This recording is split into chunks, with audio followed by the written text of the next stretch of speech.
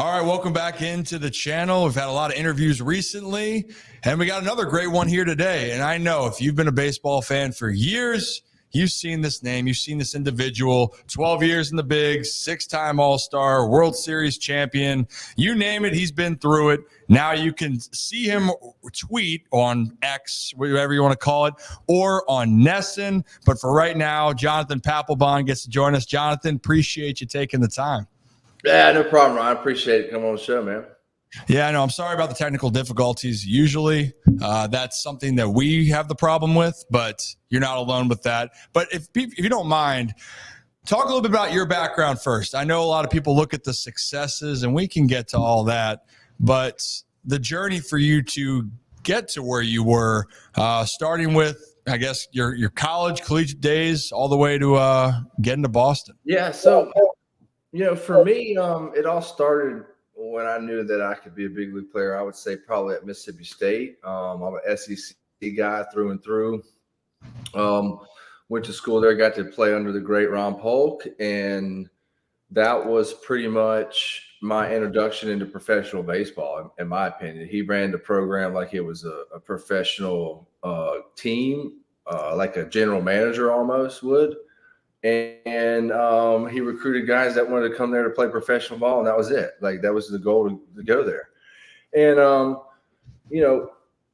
for me, I didn't start pitching until my sophomore year of college. I was an outfielder, and my pitching coach came up to me after a fall practice and said, the quickest way for you to get to the big leagues would probably be off of the mound. I guess he saw me throwing the outfield. So I trusted him and went with it. And next thing you know, I progressed pretty quickly with it. And so I fell in love with it. And then, the Red Sox drafted me 4th round out of Mississippi State. And I was, one of their homegrown products for, 8-9 years now I was with that system. So, yeah. And I learned how to play baseball the Red Sox way. I was, came up with Pedroia, Lester, and a lot of guys that I could go on and on about, but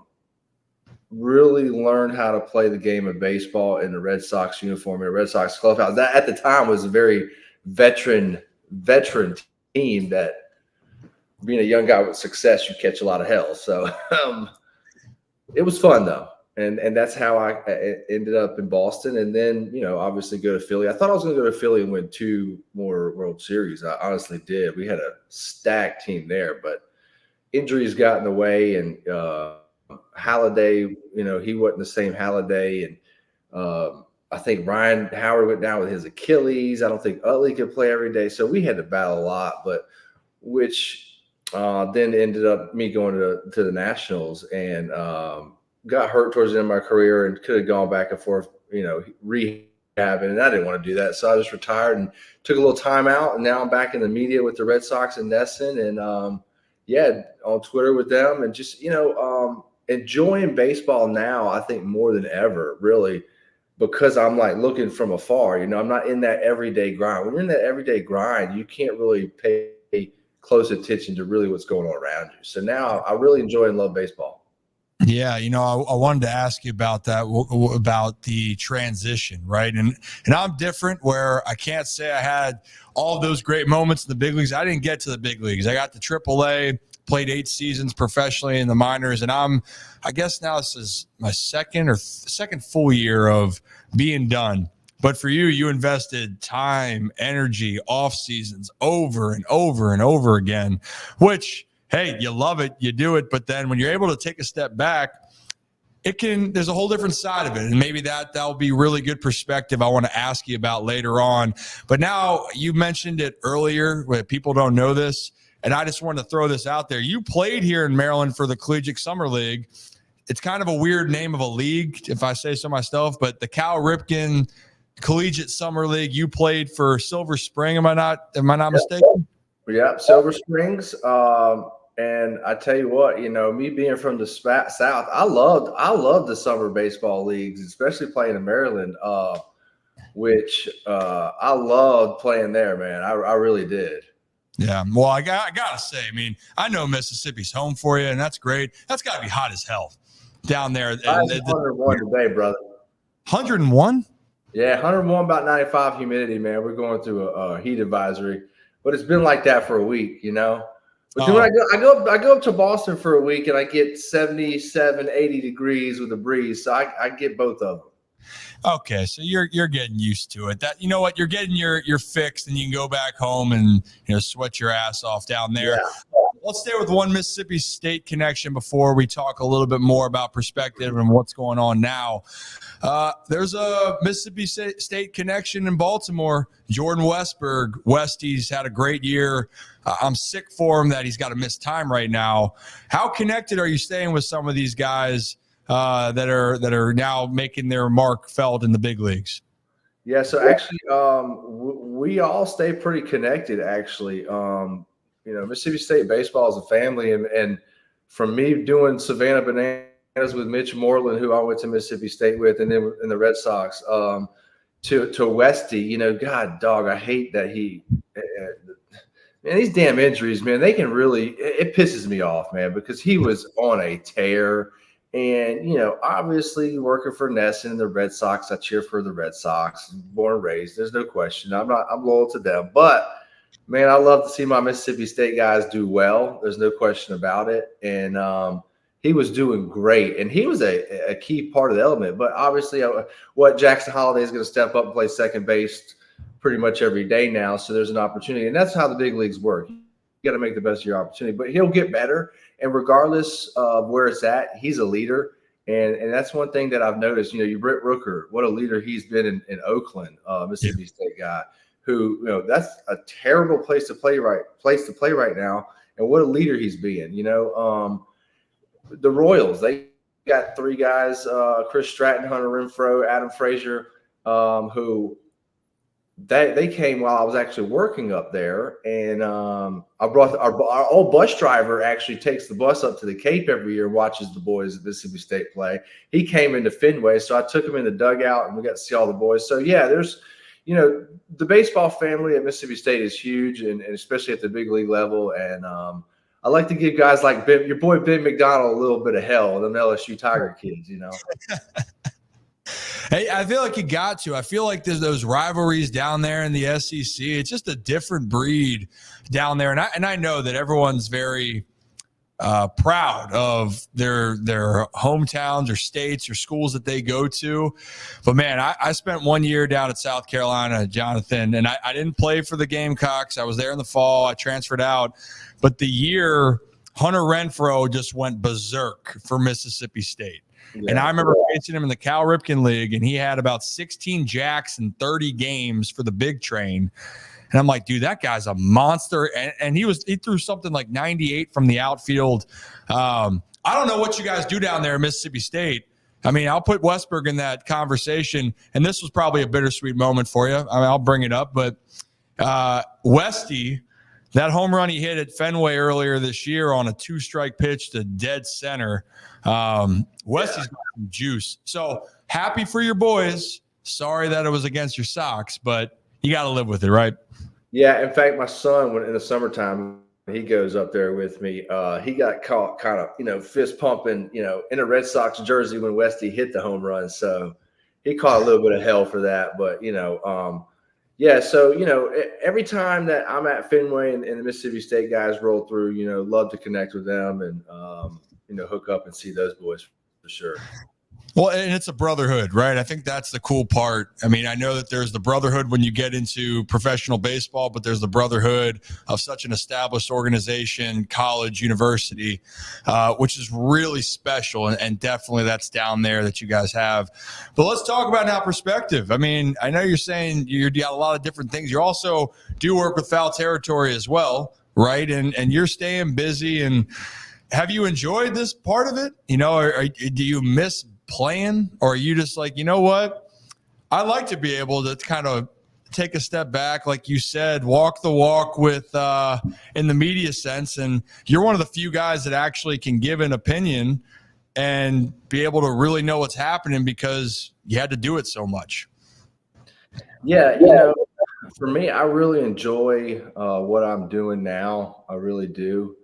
Um, but man, I really think that when you can sit back and watch the game from afar, yeah, I played. It was a different era, even.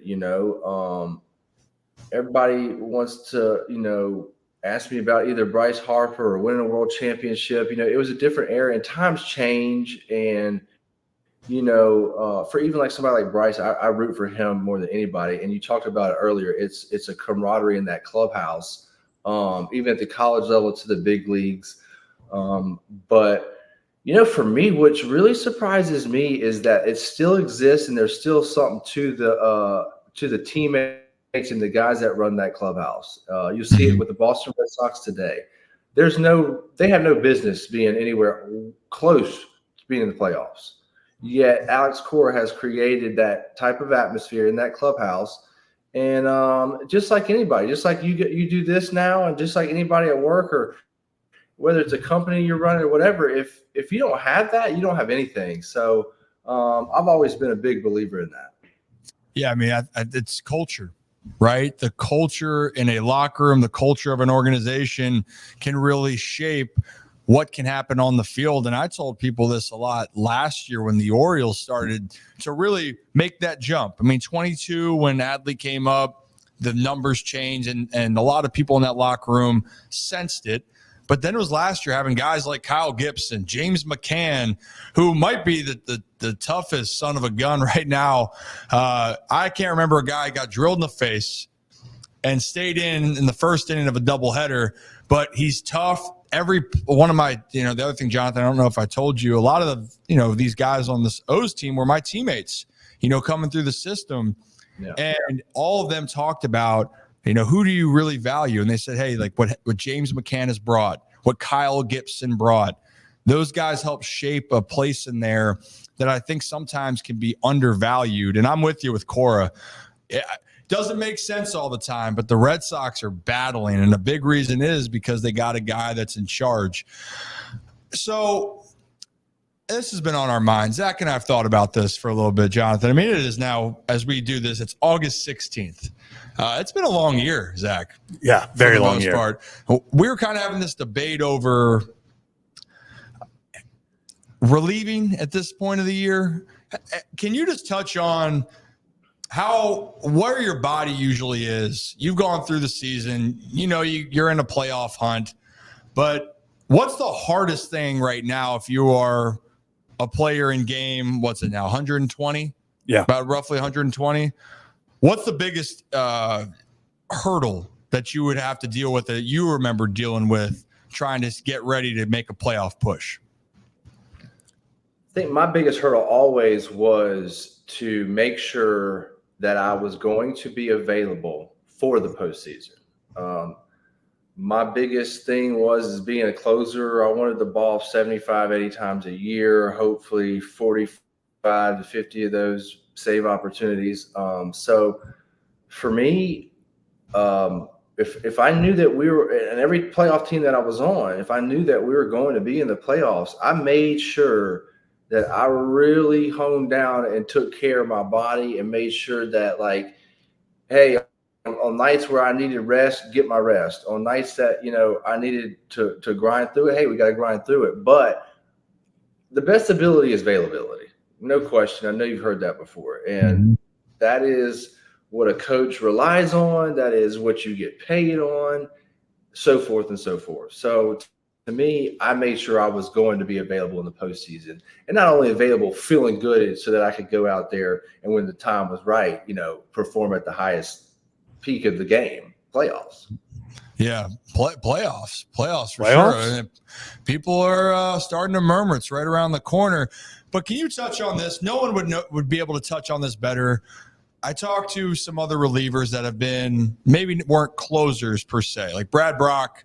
Had him on, was the Orioles relief pitcher. He's done some closing at times, but that was not his role. He talked about differences. But for you, can you explain how challenging it is each time, or the mindset The Bulldog, sorry for that was a pun I was trying to go there with Mississippi State, but oh my, I know I'm corny as hell sometimes, but just give more insight to that, because I think sometimes people look at it this day, oh, it's that easy. All you got to do, Jonathan, is just get 3 outs and the game's over in the 9th, up 1. Maybe you're coming in and some guy gets a broken bad hit and now the crowd's in it, you're on the road. Can you just speak on the challenges of closing out a game? Yeah, I will say this. There's been no World Series team ever to win the World Series that had closer by committee. I will say that. Mm-hmm. Number 2, there's a reason why every sport, no matter if it's baseball, hockey, or basketball, they want a closer to finish the game. And number 3, it's the hardest part of the game. I know the game has changed, and you talk about high leverage innings, and yeah, we can go back and forth about high leverage innings versus the 9th or whatever all you want. There's pros and cons to both styles of managing. But to me, it's realistically, it boils down to your closer and your guy on your team that's going to get the ball in either the high leverage or the last horse outs.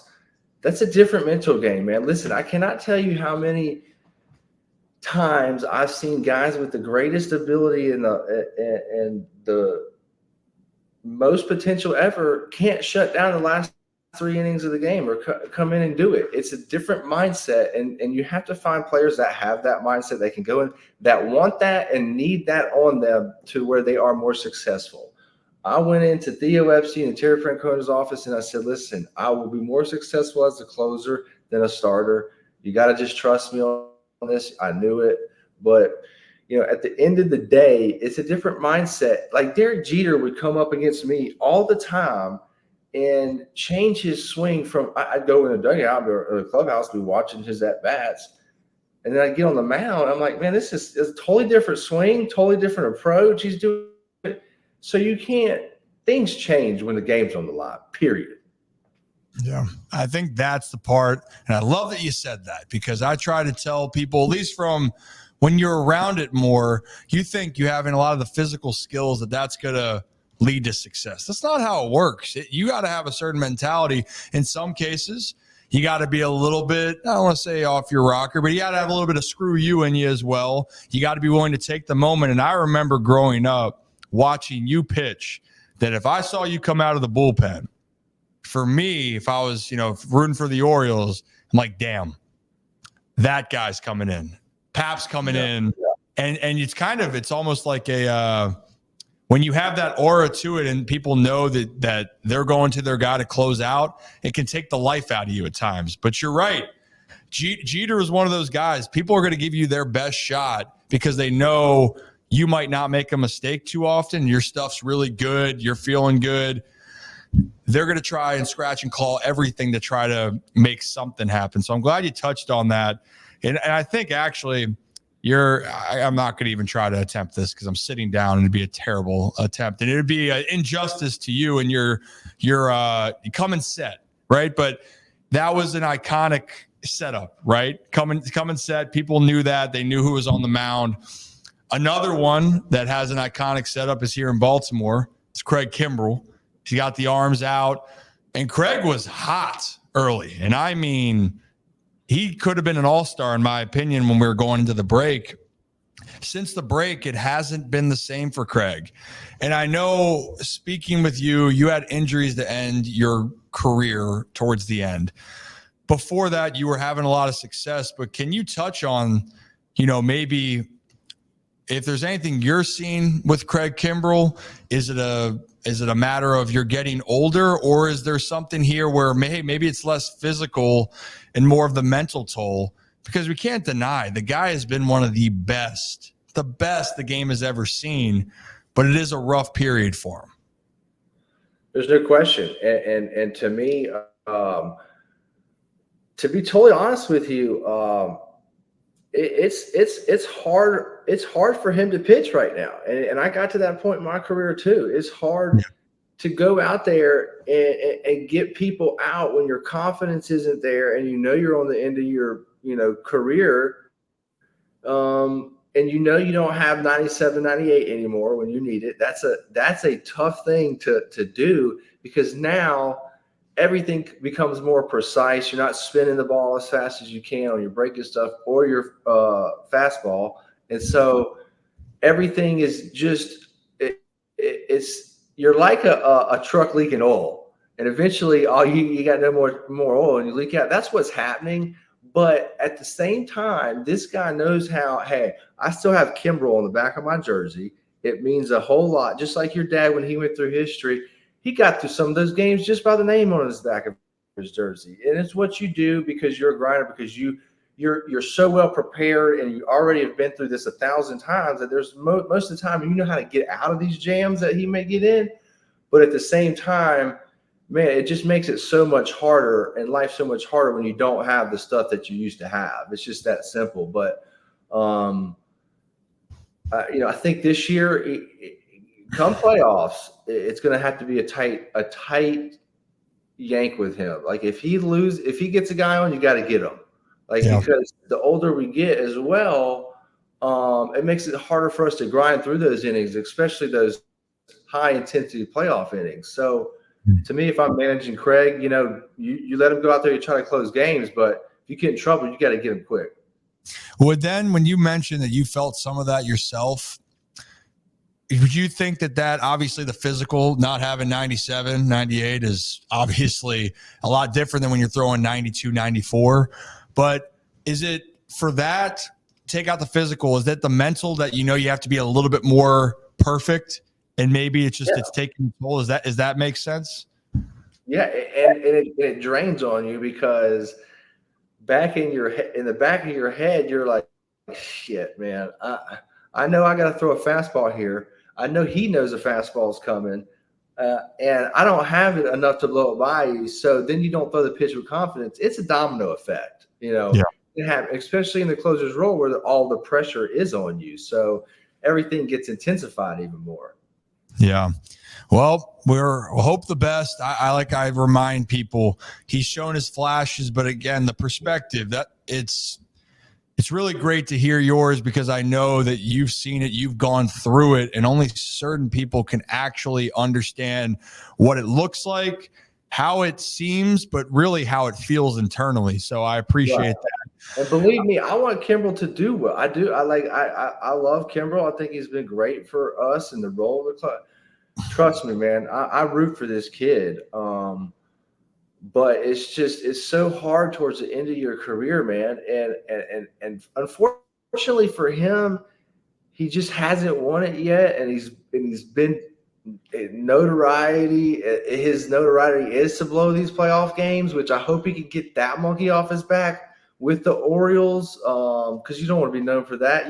Every closer wants that championship. So I'm pulling for him, honestly. Yeah. But it's not going to be easy.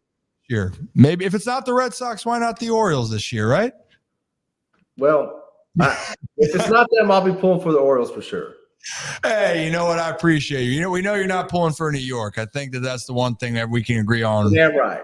Yeah. Well, maybe tell the Yankees to lose a little bit. I was hoping, I got some buddies on the White Sox. I was hoping there would be a little series win for Chicago. I'm not worried about the Yankees either. They're going to collapse. They got nobody. They got zero bullpen, man. Like in playoff type scenarios, if you don't have a bullpen, you're cooked, bro. That's like my son will say, you're cooked.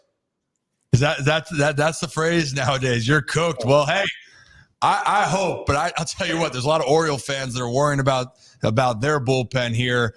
And I guess, speaking of, this is not the way I wanted to segue this into collapses or things like that, but the expectation part that I was telling you before we hopped on, I think that builds. And I think for Baltimore, there's a lot more expectations than normal.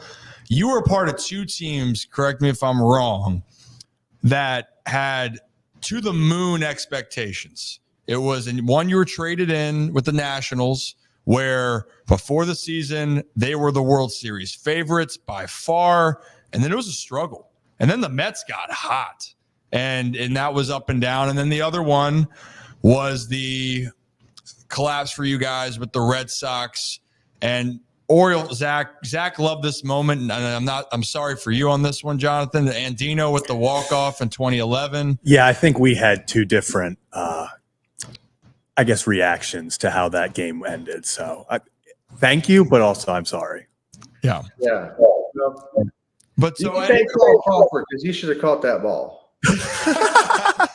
Yeah, I do thank him as well. Yeah, you know what? That ball was sneaking. That ball hung up there a little bit. It hung up yeah, there. No, I'm just messing with you, man. But, but to me, like, that was really a culmination of like, oh, shit. Damn, Baltimore just put us out of the playoffs? Baltimore, yeah. The team that had a winning season in 15 years. That was tough time. But those were two teams you were a part of where expectations are high. Things weren't going right at the times when you needed it to. Could you sense that when you were in the locker room at the time? Or was it something that it just shit at the fan and it happens? Because I try to tell people there's that fan perspective when you're out there going, well, this team looks like garbage. They're terrible. But I go, look, like I'm looking at this Orioles team. There's no competitive individual. Like you guys are never giving in. And you certainly can never show that you have doubt. Because once that happens, then you're already screwed. But could you just talk about dealing with those expectations as it gets into like the end of a playoff hunt? Yeah. So, the expectations for us that year, we woke up on a September morning and it was bright and sunny. By the end of September, it was dark, gloomy clouds, So, but there's certain places where you just have to deal with it more, like Boston, New York, and LA, and Chicago. But I mean, look, it's something you sign up for. It's something that even my dad told me. Hey, this is what you signed up for. And he used to get on me for not signing kids' autographs. He'd be at the park not seeing it. I'm like, Dad, I got to get ready, man. I can't sign. I signed 50 of them, But it's what you sign up for. And, when you sign with certain teams, you're expected to be in the playoffs and win it all. So for me, I grew up in that type of organization where we were expected to win. And so when you are and you start plateauing downhill, man, it's not a good feeling. And you feel it in the clubhouse. Everybody, the pressure only gets bigger. And then like for us, it's just like a hot air balloon at the end of the season. Bam, explodes. But I always loved that and cherished that, and it made me better to nobody expected more than I did out of myself. So I always enjoyed being on teams with high expectations. Yeah. Well, and I think that's the part now, like while we're bringing this up here, because we're Baltimore based, we follow all of baseball and, but it gives context. And I know when you said Baltimore playoffs, there was a time the Orioles haven't won a World Series in 41 years. They haven't been back to the World Series alone since 1983. And there hasn't been a lot of winning seasons. Last year marked the 6th time in the last 41 years that Baltimore's gone to the playoffs. And now it's a sense of, well, this team's good. We got to win right now. That's kind of hard to do because Houston's always here. They're always around. They're terrifying right now in the American League. But it just goes to show teams got to learn how to handle pressures better. So I appreciate that context with it. I think, okay, now a couple fun things. We'll get you out of here. I think one of those has to be, I know the World Series in 2007 was great. Is there any better feeling of in a postseason, you got the final call to put it away? Like, can you in any way describe that emotion, feeling of this is it, and you are the guy who is going to have the right to bring a title home? Yeah, I mean, it's you can't describe it, no, but it's a lot of weight when you're running out of that bullpen. You're like, oh shit, this is all on me now. But like I told you earlier, I enjoyed that, and I used to try to get the butterflies all flying in the same direction, not all mixed match everywhere when I was nervous. But then, Kurt Schilling said something up to me. He's like, man, you did something I dream of. You struck out somebody to win the World Series on a strikeout. And I was like, wow, I never thought about that. You're right. And not to mention I played against him at Ole Miss in a rival at Mississippi State. So it was, to me, a culmination of just a lot of, hard work, just like, man, it's not, this shit don't come easy, man. And I don't care if you played a million games like your dad or you played one game in the big leagues. This is not easy. And to be able to do it day after day and be available day after day is what separates your Hall of Famers from your everyday big league guy, or your all-star from a Hall of Famer, or a bench guy from, whatever. Right. And Zach, and just kind of what you just talked about, that last pitch, 2 strikes, 2 outs in the World Series. Are you in your head? Have you allowed yourself to think this is for the World Series? Or are you trying to stay as this is just another game? Like, I just got to get this out. Or what's going through your mind? You try to say that this is just another game, but you can't. You can't. Like, there's no doing that. Like, I don't care. Tom Brady, know him well. He will tell you this as well. Like, big games, it's a big game. It's time. Like, okay, put up or shut up. Or, hey, if I do this, I'll be known for this forever. Like, those situations as an athlete. But yeah, that you try to put it away, but also, like, for me, I just try to slow it down. Like, okay, let's really slow it down here. And thank God we didn't have the pitch clock back then. Because, you have to do that as a pitcher. And that was a big part of me to be able to slow. Because in the ninth, man, you got to be able to slow things down. Yeah. I think that maybe that's another part of it, too, is that with closers, you controlled the tempo, or every pitcher controlled tempo back then. But you're right. Oh, yeah. Keeping yourself controlled, that's a fantastic point that I don't think people think about. And yeah, you were not a quick delivery guy. You weren't what I was saying you would get in rhythm. You pitched when you were ready. Also, did we get a height on how high you chucked that glove in 07? Yeah. That had to have been, that had to have cleared 100 feet. Who knows, man? I know we drank a lot of Jägermeister after that. Was that the drink of choice? Was Jaeger? Pretty much mine, yeah, back in the day. Okay. Yeah, I'm a big tequila guy. I got looking over. We're getting a bar set up here in the studio. I think about 4 or 5 tequilas, and I blame another member of my family, guy you might have mentioned already. He was an influence on me becoming a tequila guy. That can be for a different time, though, Jonathan. There you go. Have a drink for that one.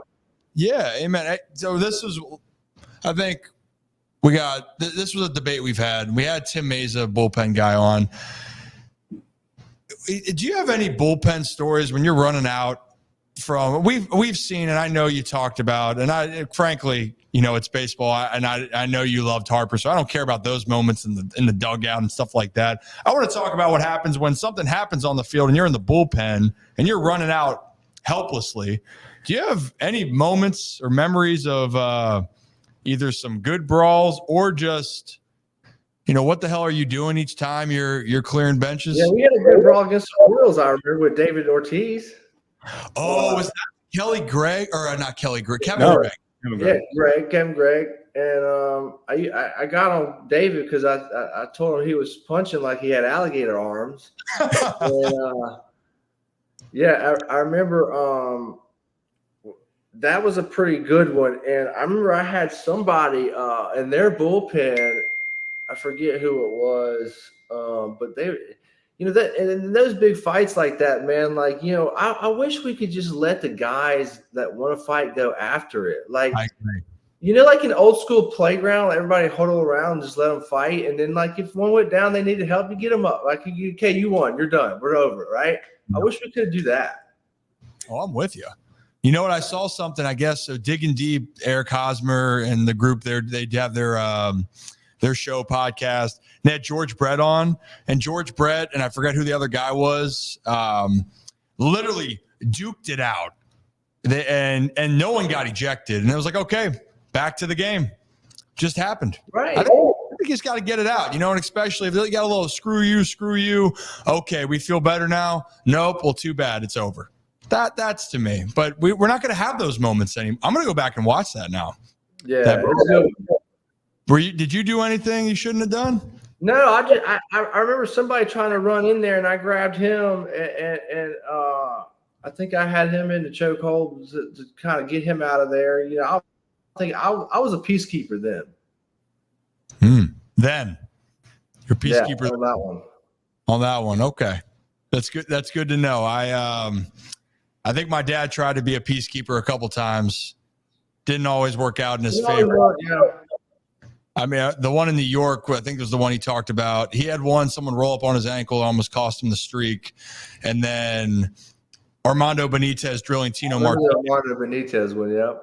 Oh my God, that one will go down. That one I at least watch here. All right, last thing, get you out of here, and this is like this is a debate. So you've been in a ballpark for years. You've obviously had a hot dog, correct? Oh yeah. Yeah. So this is brought to you by our friends over at Stuggies. They do what we call a crab mac and cheese dog in Baltimore. It's got crab and mac and cheese on it, but I consider that a topping. Is that fair to say? That's a specialty dog. I'm talking condiments here. And if you're going to have a dog, Jonathan, with just a condiment, what is going on your hot dog? I get one condiment. Well, you can have multiple condiments. Oh yeah, dude. I'm going mustard, ketchup, onions, some cheese, some bacon, and maybe even some peppers. So you literally have everything. You're okay. Yeah, I'm a big condiment guy. Big condiment guy. See, like I was gonna say, I like condiments. I'm not a big mustard ketchup guy. Just say it. I would eat a plain dog over that. Like onions to me is a topping. So like I would eat that. I'd eat a plain dog, not mustard or ketchup. Is that like the guys roast me for it? Screw them. Thank you. See, we are not the only ones. Every player and general manager also roasts him for this. Yeah, Eric Getty called me and said I haven't graduated past like a little young stage, but he also roasted. You eat mac and cheese out of little cups. Yeah. Actually sounds good right now. Yeah. Hey, Jonathan, anything that we could to plug, anything you got going on besides that where we talked about your pregame work with Ness and territory? All good? Do my thing, brother. Y'all be in touch, and I'll be around. All right. I appreciate you, Jonathan. You have a great rest of your day. All right. You too, man. See you guys.